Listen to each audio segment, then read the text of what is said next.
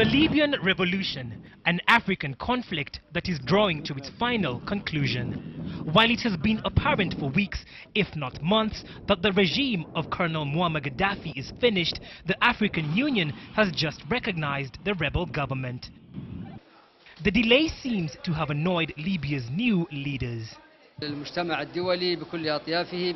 On this day, we thank the international community, starting with the Gulf Cooperation Council, the Arab League, the European Union, and the United Nations, and all those that make up the international community for standing steadfast with this revolution. While the NTC, or National Transition Council President, left out the AU in his thanks, there are African countries that recognized them earlier. Gambia was the first African nation to do so in May, followed by Ethiopia, Nigeria, and 17 others. South Africa's Jacob Zuma, who led the voices of caution at the AU, defended his organization's actions. With regard to the situation in Libya, the AU played a crucial role in seeking a peaceful solution to the crisis, in line with its mandate of working for peace and stability in the continent. However, it is a matter of record now that the AU efforts were never given a chance.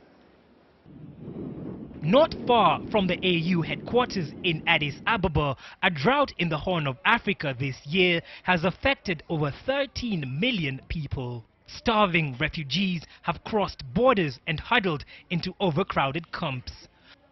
Starting in July, the international community pledged hundreds of millions of dollars for relief supplies. African citizens, companies, and civil organizations donated tens of millions as well.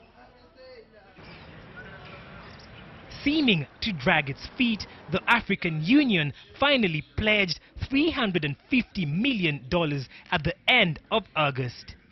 $300 million of that came from the African Development Bank. Africa has not failed. The political leadership of Africa has failed. The people of Africa are winners in this. They have been very supportive of the initiative, particularly under the Africans Act for Africa initiative, which is an initiative being run by civil society groups and the celebs of Africa. So Africans have not failed. The political leadership of Africa has failed. The African Union is no stranger to criticism. They always have to wait for the West to act first before Africa reacts. Personally, I see things that way. African Union is never the first one to act. So it is just a body which is there to be a busy body, not a body that can make decisions, which can even stop any tiny European country from invading to the African states. Honestly, we want a revamp of the Africa Union, or even better, a disbanding of this organization to replace it by a competent new structure. With two high-profile crises this year, there have been calls to look at reform within the organization. At the South African Institute of International Affairs, analysts see economics as a major problem. The issue of funding probably lies very central to the AU's pitfalls.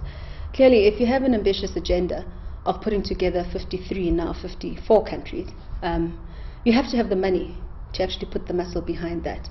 And funding has not been very consistent. There are a number of countries like South Africa and Algeria and so on that have funded quite consistently, but a number of countries have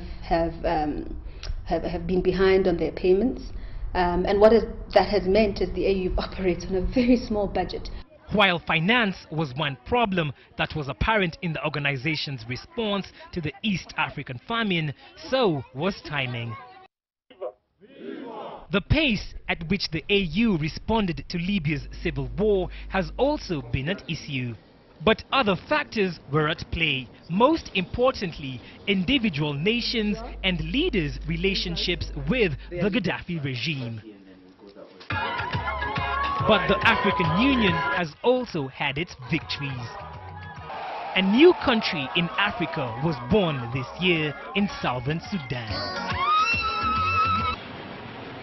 Peacekeeping missions in Somalia and the Democratic Republic of Congo have had positive effects on security.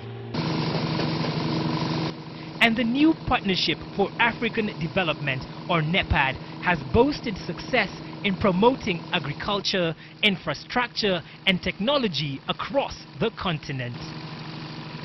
While some streamlining and a further concentration on economic matters are suggested, there is little doubt that the AU is here to stay.